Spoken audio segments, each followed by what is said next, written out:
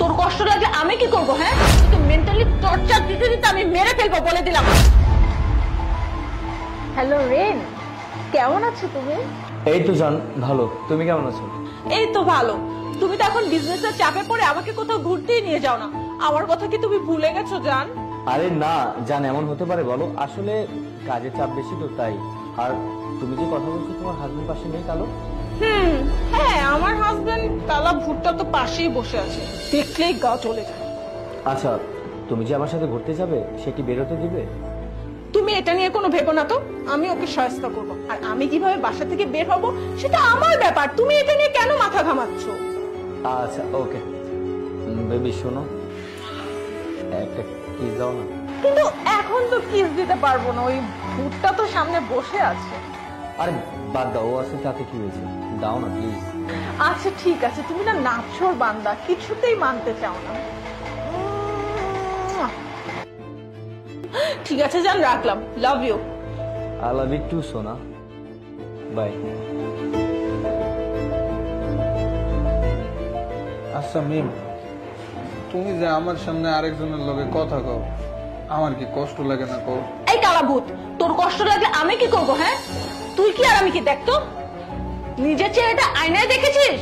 তোকে দেখলেই না আমার ভয় লাগে। তোকে হাজবেন্ড হিসাবে আমি কিভাবে মেনে নিব? আমার ফ্রেন্ড সার্কেল, বন্ধু বান্ধবের সামনে যদি তোকে আমি ইন্ট্রোডিউস করিয়ে দিই না, সবাই আমাকে নিয়ে হাসাহাসি করবে যে মিম তুই এত সুন্দর দেখতে, তোর হাজবেন্ড হবে শাহরুখ খানের মতো, সে জায়গায় তোর হাজবেন্ড হচ্ছে একটা ময়লালার মতো। বিরক্তকর। এই আমি তোকে এত প্রেশার দিচ্ছি, তুই আমাকে ডিভোর্স দিচ্ছিস না কেন? হ্যাঁ, তুই আমাকে কবে ডিভোর্স দিবি বল? আমি তোমারে ডিভোর্স দিতে পারুম না। কি বললি? তুই আমাকে ডিভোর্স দিবি না তাই না? এই যে আমার বয়ফ্রেন্ডের সঙ্গে ফোনে কথা বলি না, ওকে বাসায় এনে ওর সঙ্গে যা ইচ্ছা তা করব, সেটা তখন সহ্য করতে পারবি? তোকে মেন্টালি টর্চার দিতে দিতে আমি মেরে ফেলবো বলে দিলাম।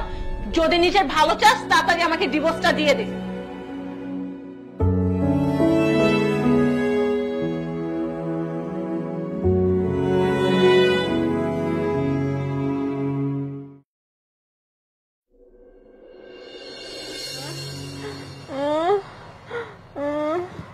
মিম, তুমি চিন্তা করো না, আমি ডাক্তারের লগে কথা কইছি। ডাক্তার কইছে এটা মুহের ভিতরে ওই যে চর্মরোগ হইছে, বুঝছো? কয়দিন ওষুধ খেলে ঠিক হয়ে যাবে। তুমি একটু ঘুমাও না।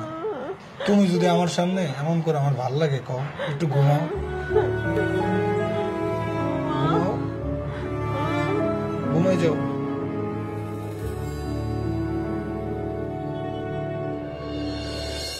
মিম, আমি চিন্তা করছি কি আমি তোমার ডিভোর্স দিয়ে দেব। এই কয়দিন অনেক অসুস্থ ছিল তো, তাই আমি তোমারে কইতে পারিনি।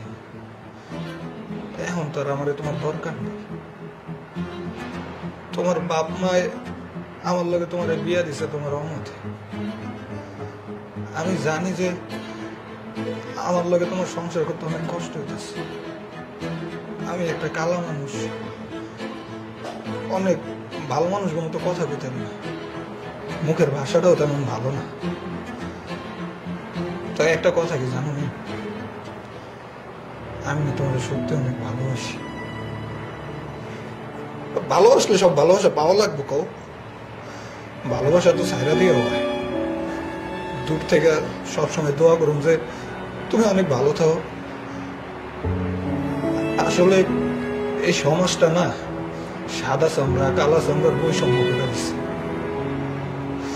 আসলে তো তুমি কত সাদা একটা মানুষ, তোমার লগে আমার যায় না।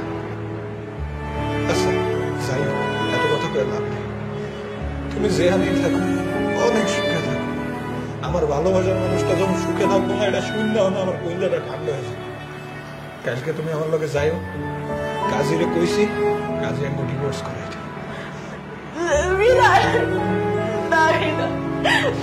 তুমি আমাকে ছেড়ে চলে যেও না।